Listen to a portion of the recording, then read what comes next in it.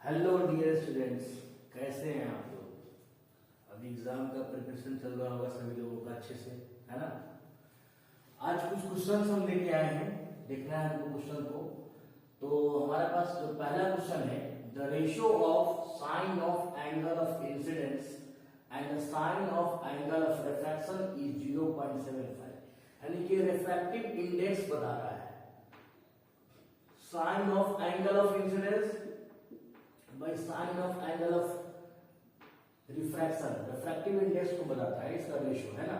While travelling from air to water, air से water की ओर आया तो what is its refractive index of water with respect to air is. आपने एक फॉर्मूला पढ़ा है कि ए म्यू बी का जो रिफ्रैक्टिव इंडेक्स होता है वो बी म्यू ए के बराबर होता है। तो हमारे पास जो रिफ्रैक्टिव इंडेक्स है वह air with respect of water है ना। तो हमसे पूछ रहा है water with respect of air, यानी कि उल्टा पूछ रहा है। तो फॉर्मूला आपको पता है कि A mu B is equal to B mu A. तो हमसे क्या पूछ रहा है, refractive index of water with air, यानी कि water with air, water with air is equal to 1 by air with water.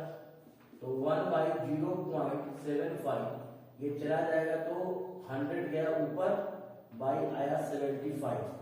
अब 25 4 जा क्या होता है 100, 25 3 जा क्या होता है 75। वैल्यू कितना आ जाएगा 4/3, भाग करेंगे 1 10 3 1.33 द रिस्पेक्टिव रेशियो। हमारा आंसर कितना हो जाएगा 1.33। ओके।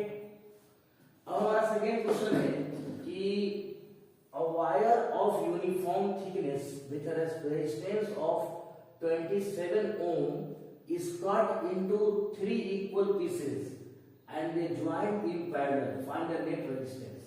कह रहा है एक तार है, उसके पास 27 ओम रेजिस्टेंस है। अब इसको 3 बराबर भागों में काट दिया गया और इन तीनों को पैरेलल कनेक्शन में ज्वाइन कर दिया गया, ज्वाइन इन पैरेलल। तो पूछ रहा है कि नेट रेजिस्टेंस का वैल्यू क्या होगा।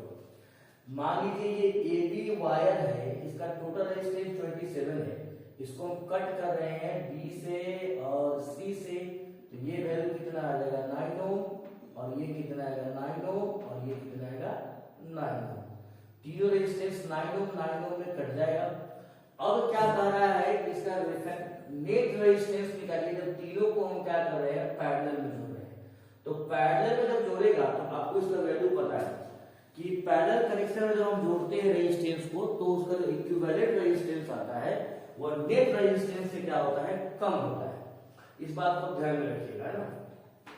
तो अगर हम नेट रेजिस्टेंस निकालने की कोशिश करेंगे तो 1/r is equal to 1/9 plus 1/9 plus 1/9।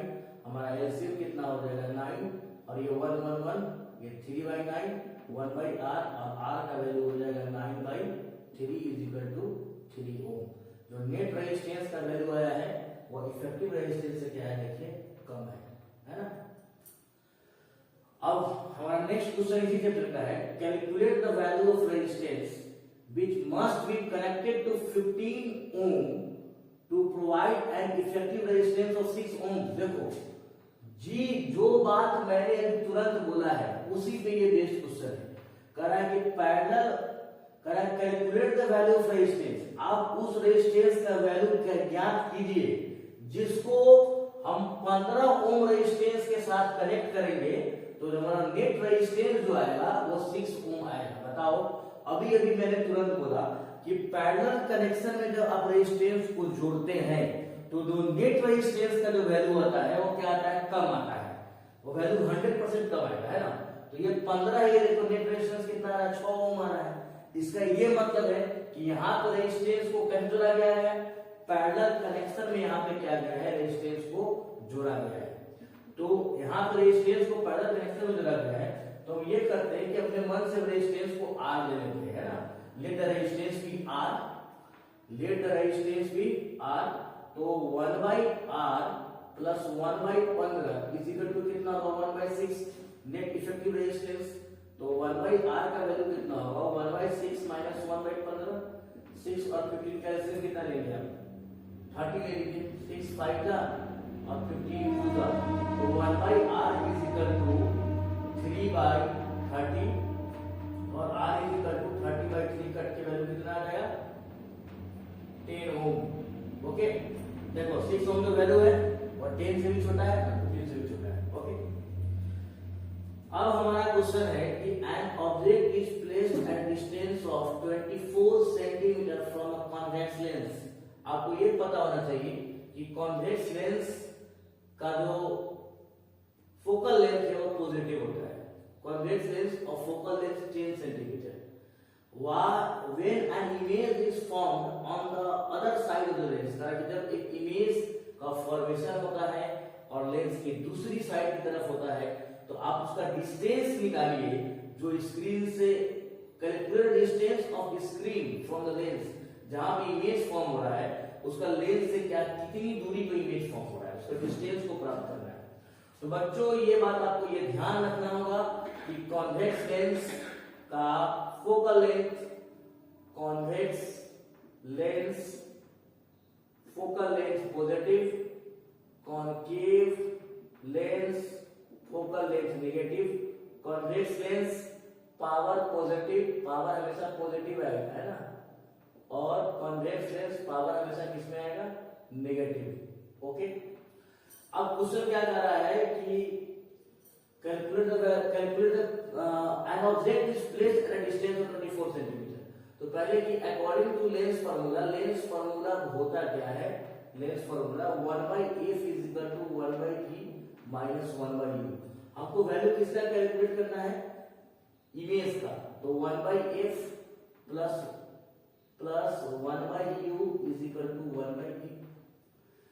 और यहाँ पे ऑब्जेक्ट डिस्टेंस कितना है 24 सेंटीमीटर है, तो object distance is always negative, और फोकल लेंथ कितना है यहाँ पे हमारा 10 सेंटीमीटर। ओके, तो 1/10 माइनस 1/24 बिकॉज ऑलवेज नेगेटिव, तो 24 और 10 का एलसीएम कितना होगा 120, 10 12 जा और 24 5 जा, 1/d वैल्यू कितना आएगा 7/120 इज इक्वल टू 1/d। तो v का वैल्यू कितना आ जाएगा 120/7, v इज इक्वल टू 17 7 जा 199, 10 71 10 3 7 4 17.14 सेंटीमीटर इसका डिस्टेंस है।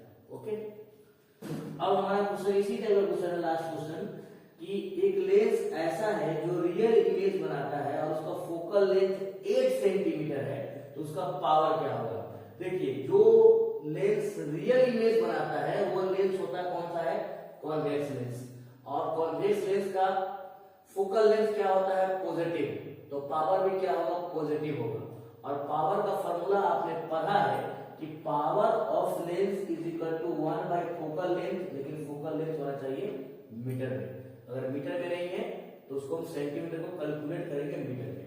तो P इज इक्वल टू क्या होगा 1/फोकल लेंथ, और फोकल लेंथ क्या होगा पॉजिटिव, बिकॉज रियल इमेज बनाता है कॉन्वेक्स लेंस, तो हम क्या करेंगे 1/8 8/100 करना मीटर में, तो 100 चला गया ऊपर, तो 100/8 12.5 है ना, 12.5 कितना होगा 100 है ना, और पॉजिटिव, तो पावर का जो वैल्यू आया वो पॉजिटिव 12.5 डायोप्टर। ये कुछ बच्चे बता रहे थे मुझे कि सर पॉजिटिव नेगेटिव में फंस जाते हैं, तो पॉजिटिव पावर आए तो समझना कॉन्वेक्स लेंस, नेगेटिव पावर आए समझना कॉनकेव लेंस, कभी नहीं फंसोगे, है ना। तो स्टूडेंट आई विशेस कि आपका एग्जाम बहुत ही अच्छा जाए, जितना प्रयास हमसे हो रहा है उतना मैं आपको उतना क्वेश्चन मैं आपको प्रोवाइड करता हूँ, है ना। Okay, comment me.